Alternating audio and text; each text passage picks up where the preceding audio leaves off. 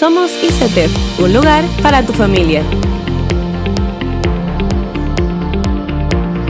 Búscanos en redes sociales como ICETEF Chile.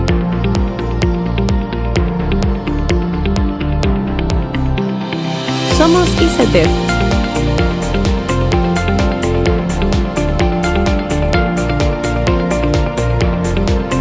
Somos ICETEF, un lugar para tu familia.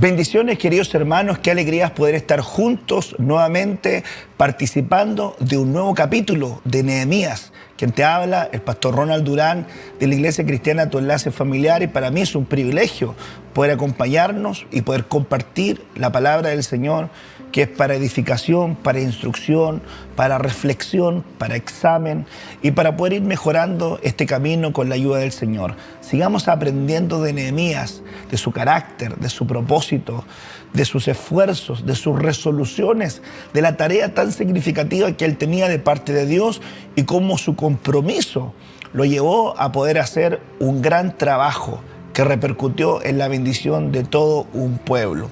Así que hoy seguiremos compartiendo acerca de Nehemías. Hoy vemos el capítulo 11, así que quédate con nosotros porque este es un nuevo programa de reflexiones para un nuevo día.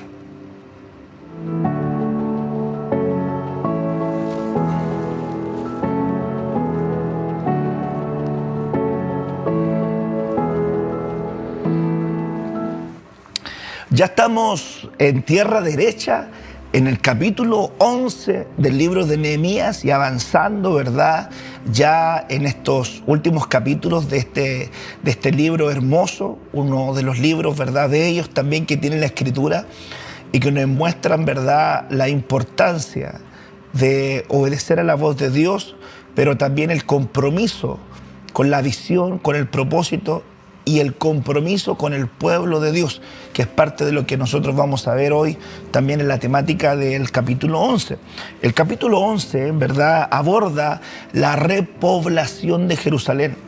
Aborda cómo los habitantes, ¿verdad?, cómo los habitantes se comprometen voluntariamente a residir en Jerusalén. O sea, había todo un proceso de reedificación de los muros, batallas, conflictos, opresión, ¿verdad?, decisiones, humillación, conectarnos con la palabra, conectarnos con el propósito, con su voluntad, ¿verdad? Todo lo que ocurrieron en estos, ¿verdad?, 10 capítulos previos para poder llegar a este punto donde se convoca a la población, ¿verdad?, a que vuelva a Jerusalén, a repoblar Jerusalén, que vuelva, ¿verdad?, voluntariamente a haber habitantes que vengan a residir en esta ciudad.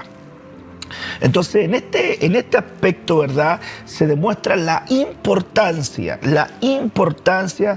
de ser constantes como pueblo de Dios en el lugar que Él ha designado para nosotros. Este punto es muy importante.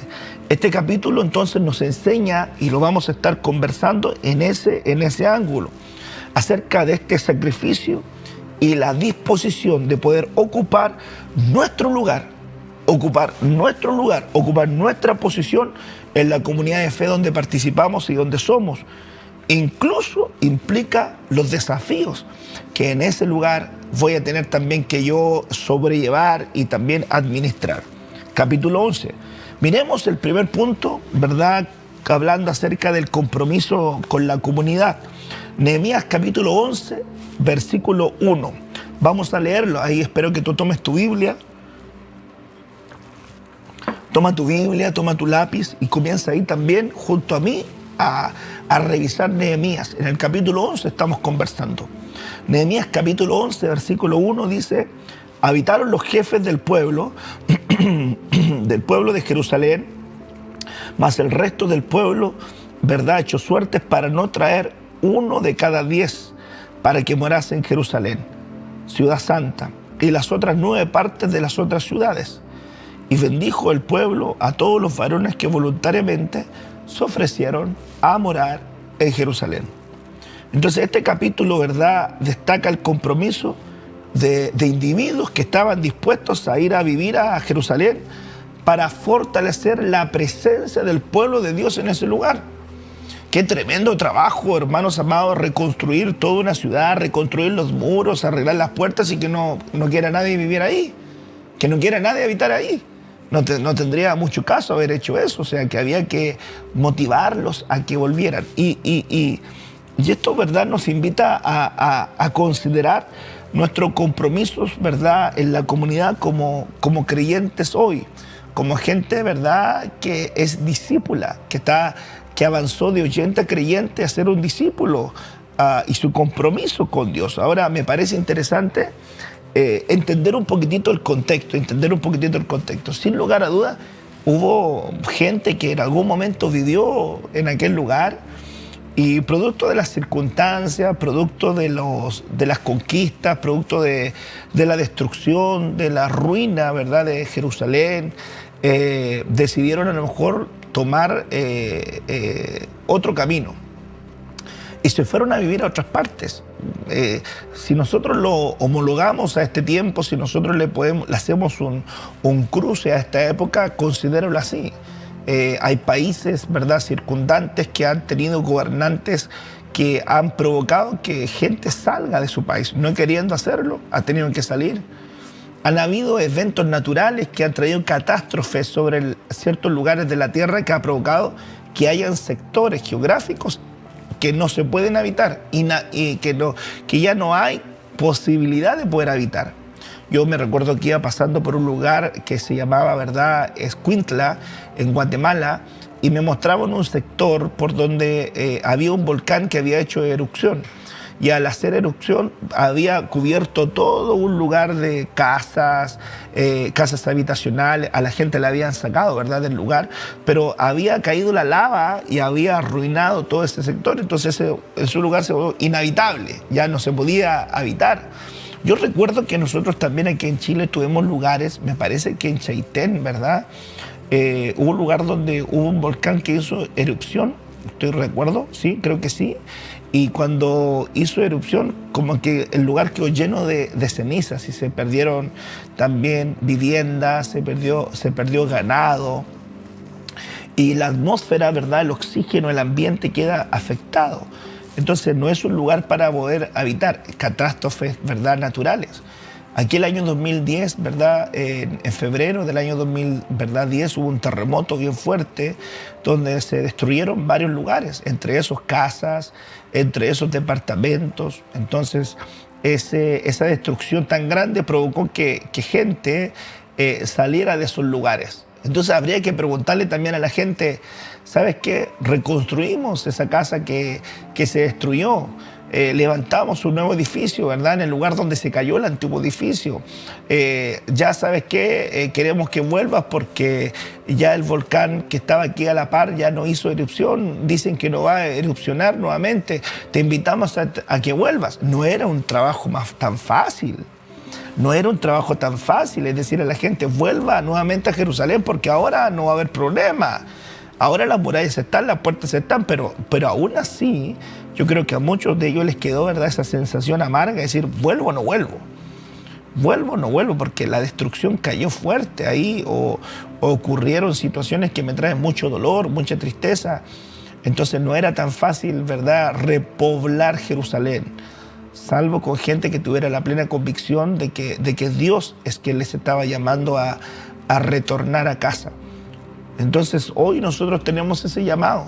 Imagínese usted el llamado del hijo pródigo, cuando él, ¿verdad?, tomó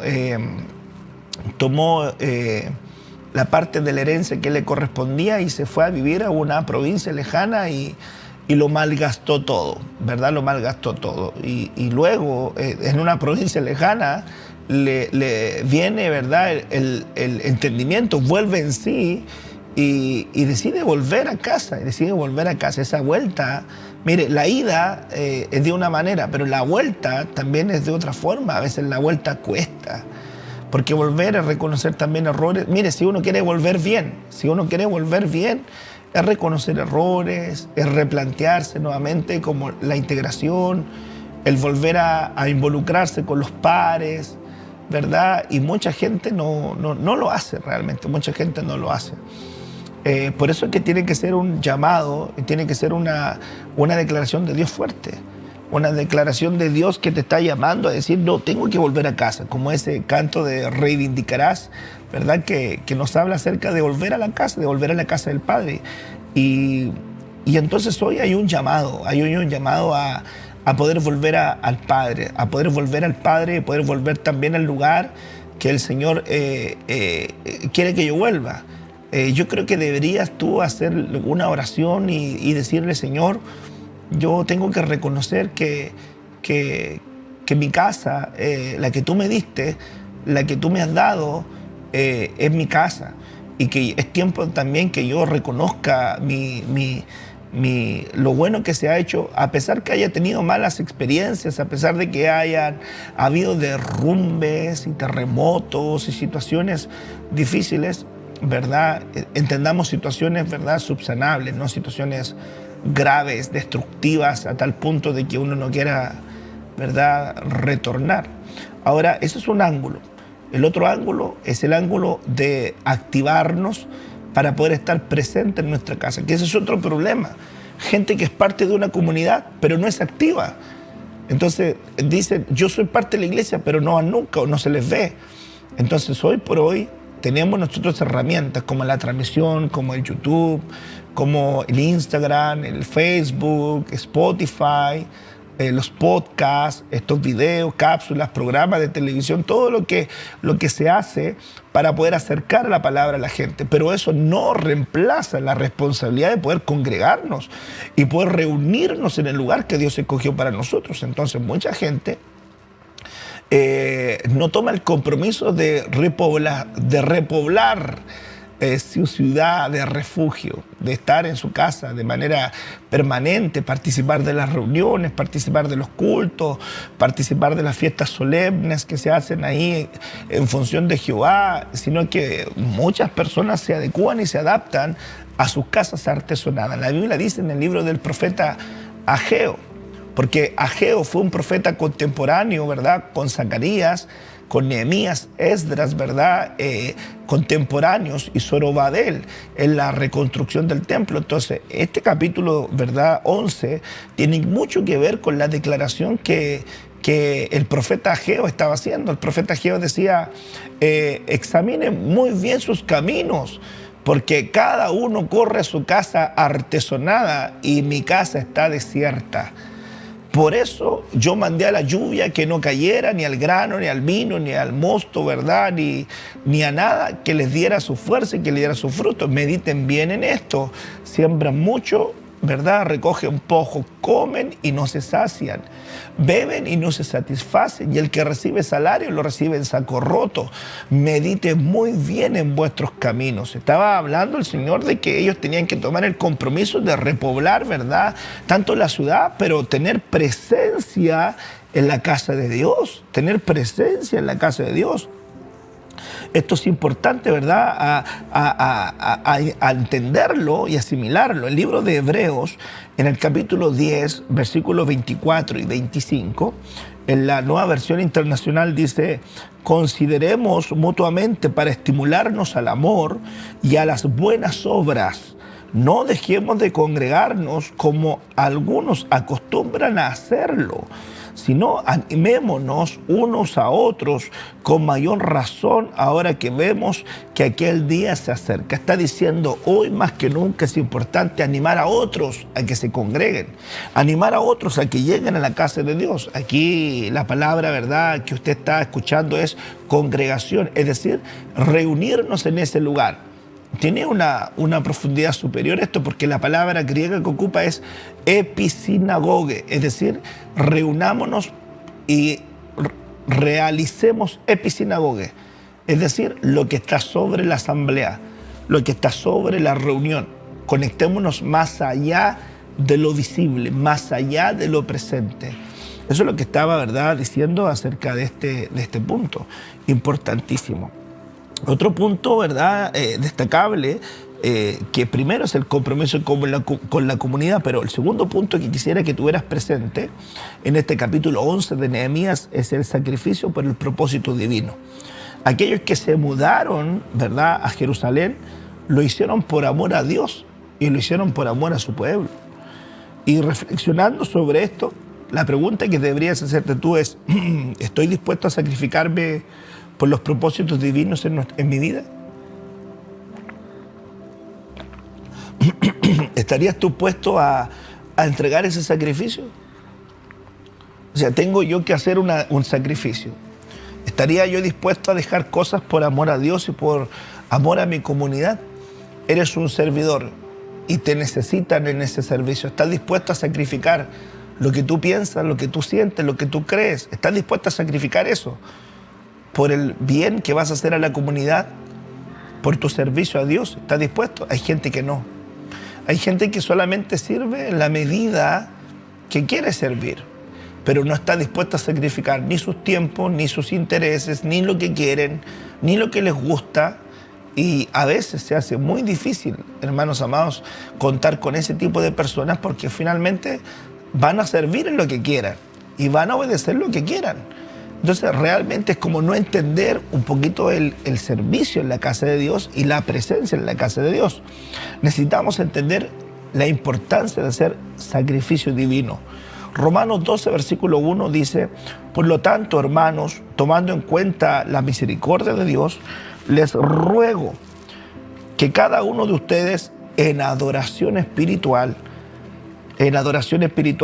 ofrezca su cuerpo como sacrificio vivo, santo y agradable a Dios. Este es el culto racional de ustedes. O sea, presente su cuerpo en sacrificio vivo. ¿Por qué le digo presente su cuerpo en sacrificio vivo? Porque usted tiene que llevar su cuerpo al altar. O sea, tiene que llevar su carne. Preséntela, presente su carne en sacrificio vivo. No puede decir usted, yo estoy presente y no se le ve nunca. Presente su carne en sacrificio vivo, llévela. Eso es nuestro culto racional, nuestro culto consciente. Entonces debemos también hacer conciencia de la importancia de repoblar, de comprometernos con el lugar que Jehová, el Señor, escogió para nosotros y estar presente, aportar lo que tengo que aportar, servir lo que tengo que servir, ayudar lo que tengo que ayudar. Es parte de ese llamado. Romanos 12, 1, entonces nos enseña a ese proceso de transformación. El tercer punto que me gustaría conversar contigo tiene que ver con la obediencia y la ocupación del territorio asignado. La obediencia y la ocupación del territorio asignado. Versículo 3 nos entrega acerca de esto. Mira, dice, estos son los jefes de la provincia que moraron en Jerusalén, pero en las ciudades de Judá habitaron cada uno en su posesión, en sus ciudades, los israelitas, los sacerdotes y levitas, los sirvientes del templo y los hijos de los siervos de Salomón. Ellos, ¿verdad?, tomaron sus ciudades, habitaron cada uno en su posesión. O sea, todo estaba distribuido. La distribución de la población de Jerusalén refleja la obediencia a la dirección de Dios. Alguien podría haber dicho que Dios mismo me diga dónde yo tengo que volver o dónde yo tengo que estar. Sin embargo, ellos escucharon la voz del liderazgo, escucharon la voz de la autoridad espiritual y ellos entendieron que le estaban dirigiendo para hacer algo. dirigiendo para ocupar una posición, dirigiendo para ocupar un cargo, dirigiéndote para estar cumpliendo una tarea específica, en este caso para vivir en un lugar específico. La obediencia a la dirección de Dios. Esto nos desafía a ocupar los lugares que Dios ha asignado para cada uno de nosotros con fidelidad. En otras palabras, los llamados son de Dios. Los oficios ministeriales son de Dios. Un hermano me puede decir a mí, yo tengo un llamado a pastor. Gloria a Dios. Yo no le debería decir, ¿quieres lo mío? Sería una locura. ¿Por qué? Porque el ministerio pastoral no es mío. Los ministerios son de Dios, los ministerios son de Cristo. Él mismo, Dios mismo constituyó algunos apóstoles, otros profetas, evangelistas, pastores y maestros. Es facultad de Dios a quien constituyó como ministro doma. Si es apóstol, si es profeta, si es evangelista, si es pastor, si es maestro, lo hace Dios. Entonces cuando alguien te diga a ti, pastor, yo tengo un llamado pastoral, usted no le diga, no quieras lo mío. Si alguien le dice a usted, yo tengo un llamado apostólico, no le diga, yo no quieras lo mío. Si alguien tiene un llamado evangelístico y usted se encuentra con otro evangelista, no le diga, no, yo nomás soy el evangelista. No, porque los ministerios son de Dios. Y así con el profeta. Si aparece otro profeta joven y usted es profeta viejo, no lo mate, no le ponga trampas, no lo haga tropezar. Eso la Escritura nos enseña acerca del profeta viejo y el profeta joven. El profeta joven quería obedecer con temor, escuchó la voz, fue, cumplió. Y el profeta viejo con mentira fue y lo engañó. Le dijo, Dios me habló, mintiéndole. Y entonces el profeta joven, en base al profeta viejo, por respeto a la autoridad, por respeto a los años de experiencia, por respeto a su oficio, pensando que no le iba a engañar ni a mentir, le hizo caso y lo mataron por eso. Entonces esos son también los que son de oficios que llevan tiempo, pero no quieren que otros crezcan, no quieren también que otros sigan desarrollándose. Entonces acá es muy importante obedecer la dirección de Dios. Nos desafía a ocupar los lugares que Dios ha asignado a cada uno con su fidelidad y particularmente. Por eso que si a ti Dios te llamó a hacer algo, obedécele a Dios. Si Dios te llamó a cumplir una tarea, obedécele a Dios. Y si Dios te llamó a un lugar, obedécele a Dios. Porque finalmente, al final de la jornada, va Dios a pedirte cuenta si lo obedeciste o no lo obedeciste a Él. Por eso que es algo tan tremendo y muy importante rodearnos de gente espiritual. Rodearnos de gente espiritual, de gente que tema a Dios. Gente que tenga este entendimiento, esta revelación. Mire, Saúl no lo tenía. Porque cuando David tenía, hermanos, un llamado, y David, hermanos amados, fue llamado por Dios, a Saúl dice la Biblia que no le miraba con buenos ojos. No hubo nadie que tuviera un padre espiritual más malo que David. Lo intentó matar 23 veces Saúl. 23 veces, hermano. ¡Qué terrible! ¿Por qué? Por un llamado de Dios. A mí a veces no me cabe en la cabeza por qué el que tiene un llamado de Dios es enemigo de otros. Que el cuerpo crezca. Ahí donde tú estás, que Dios te ocupe, que Dios te levante, que el Señor haga contigo su obra, que siga el Señor respaldando tu camino, que siga añadiéndote gracias sobre tu vida. Porque la tarea es grande, la mies es mucha y los obreros son pocos. Sigue haciendo la tarea de Dios, sigue sirviendo a Dios, sigue creciendo en su enseñanza, en su llamado, en su propósito. Permite que Dios te dirija y que te conceda a Dios tener líderes espirituales que se dejen dirigir por Dios para que ellos te puedan ubicar en el lugar donde tienen que ubicarte, dirigirte al lugar donde te tienen que dirigir. Y cuando ese líder espiritual te dirija y te ubique, seas obediente, te diga, este es tu lugar, aquí vas a servir, aquí vas a hacer tu tarea, aquí vas a cumplir con tu propósito. Esto es lo mismo que hacía Moisés. Ninguno de los que estaban con Moisés escogió la tierra. Cuando Moisés repartió la tierra, él señaló el lugar para cada uno. Entonces, si tú estás en un lugar y estás en la flecha, es una flecha que está en la aljaba de un guerrero, eres un hombre que tiene un ministerio, entonces recuerda que tu pastor, tu padre espiritual, es el que te tiene que lanzar a ese lugar donde él te quiere tener. Entonces no digan, no me gusta ese lugar, no es lo que yo había pensado para mí. Bueno, entonces no te estás dejando dirigir.